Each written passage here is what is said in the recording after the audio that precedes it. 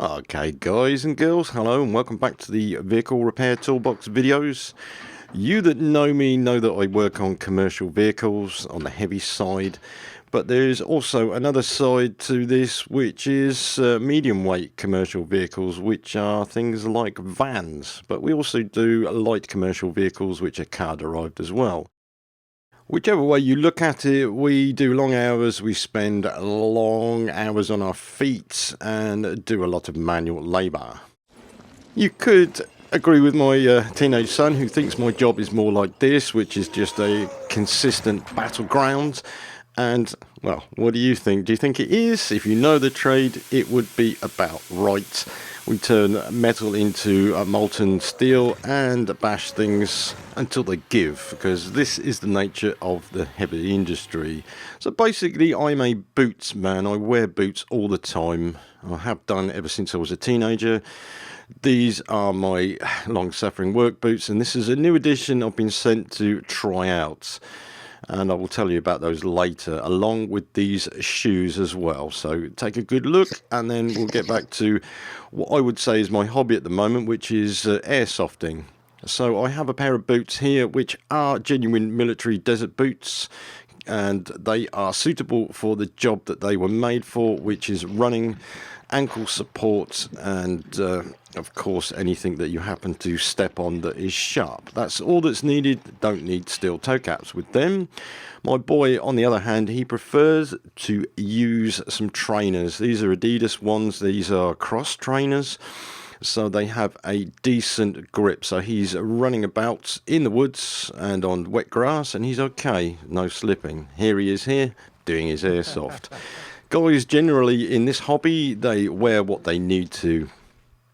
So, getting on to work boots, alright, these are V12s and they are mainly leather, and basically they have a decent setup, which means that when I am working, I'm standing, doing jobs like this. As you can see, I have molten metal pouring onto the floor, and of course any weak type of boot would burn, but these are okay. The problem, of course, is when you have things like this drop on your feet. That's why you need steel toe caps, but you also need flexibility in the boot, so you have the mobility while you're working. This is what I look for in a work boot generally, is all round that is capable to cope with the job that I'm doing. So I'm actually very happy with these. However, these are starting to fall to bits. Unfortunately, leather, when it gets wet, it takes a long time to dry off, and the grip on these are not as good as what I would expect them to be, but they do the job.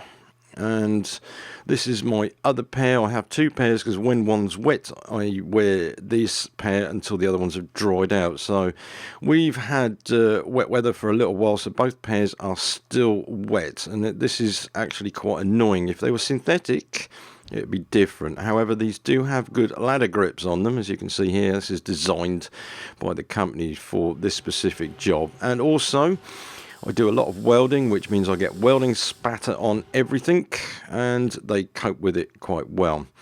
These boots have been sent to me. Now, these aren't going to cope with really heavy industry. However, they will cope with mechanics jobs, warehousing jobs. They have supported heels, steel toe cap, decent non-slip tread on these.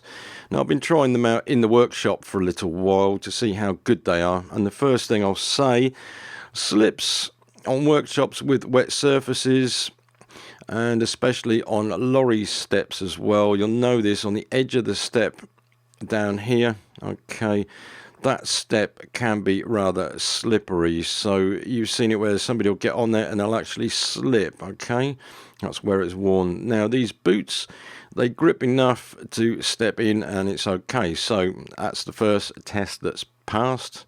Coming out of the truck steps, yep, good, no problem. Any job that involves manual labour, you're going to be on your feet all day, especially in this trade as well. We just don't really get to sit down unless you're driving or on your knees doing something. But a lot of the time, if you've got tired feet, you're going to be tired. So it's good if you get a 5-minute breather just to take the weight off your feet. I didn't feel anything, and I'm talking about a lunchtime sit-down break after I've done some paperwork, okay, and then it's running around again looking for vehicles for the keys that I haven't got. Well, yeah, actually I did find this one after a while, and my feet are feeling pretty good. So the boots are lightweight, and there's a little bit more of a spring in the step. So we're carrying on with one vehicle and another vehicle, and again, no problem at all. There's no aching. Modern boots generally should fit comfortably straight away, and there's no reason to break these boots in at all, and they are flexible enough to carry on. They feel like trainers, to be honest with you, while you're wearing them, but they have the safety aspect as well, so that's good. And we're on to possibly the third or fourth vehicle of the day, no problem. And what I'll say here is that I was very, very impressed with the general overall comfort of these boots. So here we are on an autumn day where we've just had rain. The floorboards on this trailer are rather slippery, no problem. And of course then it's into driving a vehicle. Flexibility, this is what I was looking for as well. A clutch control. Some boots dig into your leg, don't they? These don't at all. They're flexible enough to be able to drive with them, get good clutch control. And of course I'm not driving on the road here, I'm just moving it into the workshop, but yeah, comfortable all day long. So what we have is an inner sole which is designed to eliminate fatigue, and obviously the one thing that is most important is the grip on this tread. Okay, so pretty good all the way round. And what I've got to say here now, it's very lightweight, so it's not so heavy to walk about on. But the toe cap, which is a bit of a dodgy area to talk about, basically you have an ISO standard, which is a crushing standard, or something that's dropped onto the toe cap is not going to damage the toes. However, from experience, and you probably know this, if you ever drop something on your foot, it doesn't hit the toe cap, it actually hits the front of the foot. But there are some delicate bones in your toes which, if they do get crushed, you'll never get them back, okay? Now, testing this obviously with a car, rolling it over with a tyre, you can see that you'll have the weight on the toe cap, and that will save your toes.